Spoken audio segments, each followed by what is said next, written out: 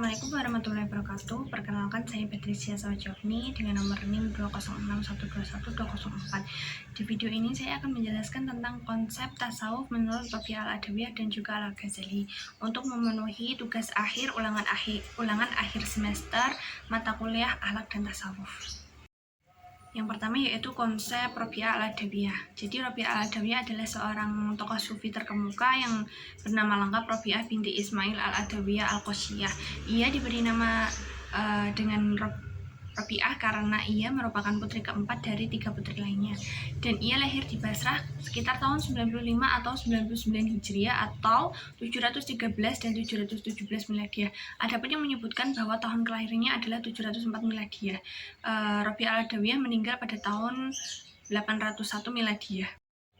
Jadi Rabi'ah Al-Adawiyah ini merupakan seorang sufi wanita yang memberi nuansa tersendiri dalam dunia tasawuf dengan pengenalan konsep mahabbah, sebuah konsep pendekatan diri kepada Tuhan atas dasar kecintaan, bukan karena takut akan siksa neraka ataupun mengharapkan surga dari Allah. Cinta Rabi'ah ini merupakan cinta yang tidak mengharapkan balasan apapun dari Allah Subhanahu wa taala.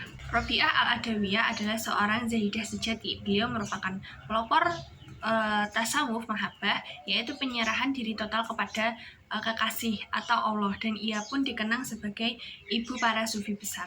Hakikat tasawufnya adalah al-habbah al-ilah atau mencintai Allah Subhanahu wa taala. Cinta ilahi atau al-hub al-ilah adalah pandangan hukum sufi yang memiliki nilai tertinggi. Bahkan kedudukan mahabbah dalam sebuah muaqamat sufi tak ubahnya dengan maqam ma'rifat, atau antara mahabbah dan ma'rifat merupakan kembar dua yang satu sama lain tidak dapat dipisahkan.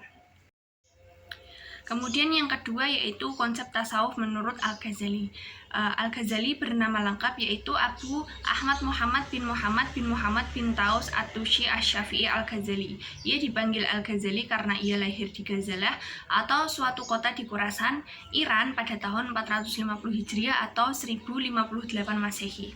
Ayahnya merupakan seorang peminta kain bual miskin yang sangat taat. Pada saat ayahnya menjelang wafat, Al-Ghazali dan juga adiknya yang bernama Ahmad dititipkan kepada seorang sufi. Di dalam tasawufnya, Al-Ghazali memilih tasawuf sunni berdasarkan Al-Quran dan Sunnah Nabi, ditambah dengan doktrin Ahlu al-Sunnah wal Jamaah. Corak tasawufnya adalah psikomoral yang mengutamakan pendidikan moral. Al-Ghazali mempunyai dua pandangan tentang tasawuf, yaitu yang pertama pandangan Al-Ghazali tentang ma'rifat.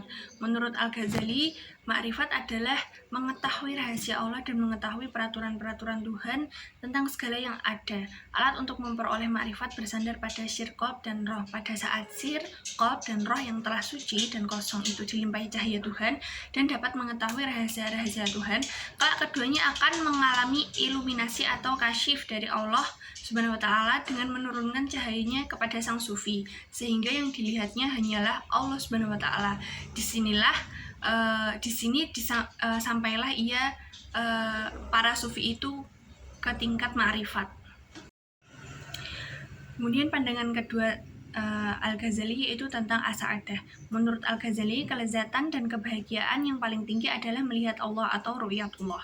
Di dalam kitab Kimia As-Sa'adah, ia menjelaskan bahwa as-sa'adah atau kebahagiaan itu sesuai dengan watak atau tabiat, sedangkan watak sesuatu itu sesuai dengan ciptaannya. Nikmatnya mata terletak pada ketika melihat gambar yang bagus dan indah, dan nikmatnya telinga terlihat ketika kita mendengar sesuatu yang merdu dan indah. Demikian video yang bisa saya sampaikan. Atas kurang lebihnya saya mohon maaf. Wassalamualaikum warahmatullahi wabarakatuh.